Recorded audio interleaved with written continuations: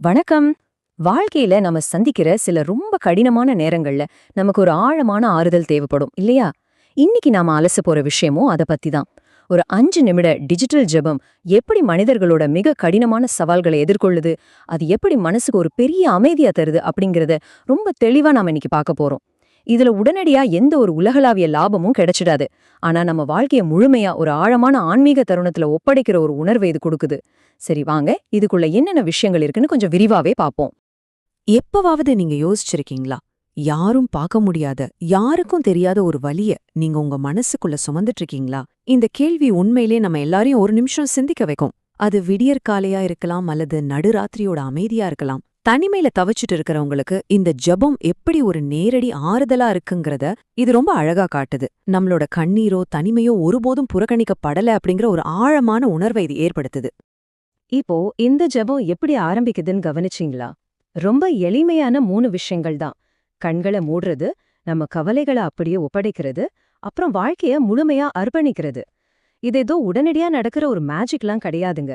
மாறாக ஆன்மீக ரீதியா நம்மள நாமளே முழுமையா சரணடைய வைக்கிற ஒரு செயல்முறை. நம்ம கவலைகள் எல்லாத்தையும் இறக்கி வைக்கிறதுக்கான ஒரு பாதுகாப்பான இடத்தை இது நமக்கு உருவாக்கி தருது. இதுல இன்னொரு ரொம்ப சுவாரஸ்யமான விஷயம் என்ன தெரியுமா? இந்த உலகம் நம்மள பாக்குற பார்வைக்கும் தெய்வத்தோட பார்வைக்கும் இருக்கிற அந்த மிகப்பெரிய வித்தியாசம்தான். உலகம் நம்மள எப்படி பாக்குது? நம்ம புன்னகைக்கு பின்னாடி இருக்கிற கண்ணீர் பல நேரங்கள்ல இந்த உலகத்துக்கு தெரியறதே இல்ல. வெளியே தெரியற காயங்களை மட்டும்தான் அது கவனிக்குது. ஆனா மனிதர்கள் யாருக்கும் புரியாத மனவேதனைகளையும் இதயத்துல நம்ம மறைச்சு வச்சிருக்கிற ஆழமான வலியையும் தெய்வீகம் முழுமையா புரிஞ்சுக்குது அப்படிங்கறதே இது ரொம்ப தெளிவா விளக்குது. சரி, இப்போ இதுல இருக்கிற முதல் முக்கியமான மைய கருத்துக்கு வருவோம். குடும்ப அமைதியை மீட்டெடுக்கிறது. ஒவ்வொரு வீட்டுக்குள்ளேயும் ஒரு மௌனமான போராட்டம் நடந்துட்டு தான் இருக்கு இல்லையா? கணவன் மனைவிக்கிடையே ஏற்படுற பிரிவு, வெறுப்பு, புரிதல் இல்லாமையால வர்ற ஒரு அமைதியற்ற நிலை. இதையெல்லாம் இந்த ஜெபம் ரொம்ப துல்லியமா தொட்டு காட்டுது. வீடுகளுக்குள்ள இருக்கிற இந்த மௌன வேதனைகளை கரைச்சி அமைதியையும் அன்பையும் திரும்ப கொண்டு வரணும்னு இது வலியுறுத்துது. குறிப்பா சொல்லணும்னா, குழந்தைகளோட சின்னஞ்சிறு மனசு உடைஞ்சு போறதுக்கு முன்னாடியே அந்த குடும்பத்தை மீட்டெடுக்கணும் அப்படிங்கிற ஒரு ஆழமான அக்கறை இதுல பதிவாகியிருக்கு. அடுத்து 2வது பகுதி, தனிமையில வாடுறவங்களுக்கான ஒரு ஆழமான ஆறுதல். இந்த உலகத்துல எனக்கு யாருமே இல்லையா, என் வாழ்க்கைக்கு எந்த அர்த்தமும் இல்லையா, இப்படி ஏங்கி தவிக்கிற இதயங்களுக்கு இது மிகப்பெரிய ஒரு ஆறுதல். நீ என் பிள்ளை, நான் உன்னை கைவிடல, உன் வாழ்க்கை எனக்கு ரொம்ப முக்கியம். தனிமையில பல ஆயிரம் கேள்விகளோட போராடிட்டு இருக்கிற ஒருத்தருக்கு இது ஒரு நேரடியான அன்பான பதில கொடுக்குது. இந்த ஒரு வார்த்தை ஒருத்தரோட சுயமரியாதையும் நம்பிக்கையும் முற்றிலுமா மீட்டெடுக்கக்கூடிய அளவுக்கு ரொம்ப சக்தி வாய்ந்தது. இப்ப 3வது பகுதி, நம்ம உடல் மற்றும் மனக்காயங்களை எப்படி ஆற்றுகிறதுன்னு பார்க்கலாம். ராத்திரி தூக்கமே வராத அளவுக்கு மனவேதனை, நம்பி ஏமாந்த கடந்த கால வலிகள் ஒரு பக்கம்னா, மருந்துகள் வேலை செய்யாம மருத்துவர்களே கைவிட்ட தீராத உடல் நோய்கள் இன்னொரு பக்கம். இந்த இரட்டை சுமைகளை மனிதர்கள் எப்படி தாங்கிக்கிறாங்க அப்படிங்கிறத இது ரொம்ப ஆழமா உணர்ந்து அங்கீகரிக்குது.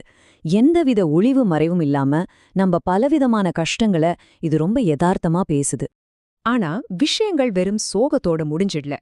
மருத்துவ அறிக்கைகள் மாறும், புது நம்பிக்கை பிறக்கும் அப்படிங்கிற ரொம்ப உறுதியான சக்தி வாய்ந்த வரிகள் இதுல இருக்கு. நரம்புகள், எலும்புகள், உள்ளுறுப்புகள்ல இருக்கிற பாதிப்புகள் சரியாகும் அப்படிங்கிற ஒரு நேரடியான எதிர்பார்ப்பை இது உருவாக்குது. பாத்தீங்கன்னா, இது வெறும் ஆறுதல் வார்த்தைகள் மட்டும் கிடையாது, நிஜமான ஒரு நம்பிக்கையின் பிரகடனம்னு சொல்லலாம்.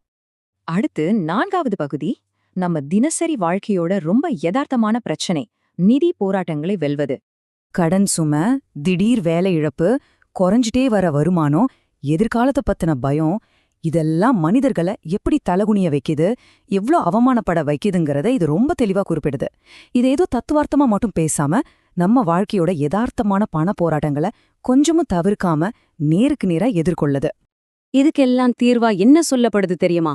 புதிய வாசல்கள் திறக்கப்படும், நல்ல வாய்ப்புகள் உங்களை தேடி வரும், யார்கிட்டயும் போய் கையேந்த வேண்டிய நிலைமை வராதபடி தெய்வீக உதவி உங்களை உயர்த்தும் அப்படிங்கிற ஒரு மிகப்பெரிய நம்பிக்கைய இது விதைக்குது. கடன் சுமையால தவிச்சிட்டு இருக்கிறவங்களுக்கு இது கண்டிப்பா ஒரு மிகப்பெரிய மன நிம்மதியை தரும். 5வது விஷயமா நாம பார்க்க போறது, இன்றைய இளைஞர்களுக்கான பாதுகாப்பும் வழிகாட்டுதலும். இன்றைய இளைஞர்கள் எவ்வளவு சவால்களை எதிர்கொள்றாங்கன்னு நமக்கு நல்லாவே தெரியும். அவங்க தவறான வழிகள்ல போயிடக்கூடாது, கெட்ட நட்புகள்லயோ தவறான பழக்கங்கள்லயும் சிக்கிடக்கூடாதுங்கிறதுக்காக இது ஒரு பாதுகாப்பு அரணாவே செயல்படுது. அவங்க எதிர்காலம் பாதுகாப்பா இருக்கணும், சரியான முடிவுகளை எடுக்க அவங்களுக்கு தெய்வீக ஞானம் கிடைக்கணும் அப்படிங்கிறது தான் இதோட முக்கிய நோக்கம். இது உண்மையிலே ஒரு பெற்றோரோட அக்கறையை அப்படியே கண்முன்னாடி கொண்டு வருது. இப்போ நாம நம்ம விளக்கத்தின் இறுதி பகுதிக்கு வந்துட்டோம். இறுதி ஆசீர்வாதம். இந்த ஒட்டுமொத்த ஜெபத்தோட சாராம்சமே இதுல தாங்க இருக்கு. இது எவ்வளவோ பெரிய ஒரு ஆன்மீக மாற்றம்னு பாருங்களேன். இன்றைய கண்ணீர் நாளைய சந்தோஷமா மாறுது, இன்றைய பயம் நாளைய நம்பிக்கையா மாறுது, இன்றைய வலி நாளைக்கு ஒரு புதிய சாட்சியா மாறுது. முழு மனசோட இதை ஏத்துக்கிறவங்களோட உலகளாவிய துன்பங்கள் எல்லாம் எப்படி ஒரு ஆன்மீக வெற்றியா மாறும் அப்படிங்கிறது தான் இதோட மையக் கருத்து. இதுதான் அந்த புதிய தொடக்கம். இறுதியா உங்ககிட்ட நான் ஒரு கேள்வியை வைக்க விரும்புறேன். நாளைய புது தொடக்கத்துக்காக இன்னைக்கு நீங்க இறக்கி வைக்க போற அந்த கண்ணுக்கு தெரியாத வலி என்ன? நம்ம ஒவ்வொருத்தருக்குள்ளேயும் ஒரு வலி இருக்கும். அதை நாம விடுவிக்கும்போதுதான் நமக்கான அந்த புதிய வாசல் திறக்கும். இந்த ஒரு ஆழமான சிந்தனையோட இன்னைக்கு நாம இந்த விளக்கத்தை நிறைவு செய்வோம். ஒரு புது நம்பிக்கையோட தொடர்ந்து உங்களை நீங்களே மேம்படுத்திக்கோங்க.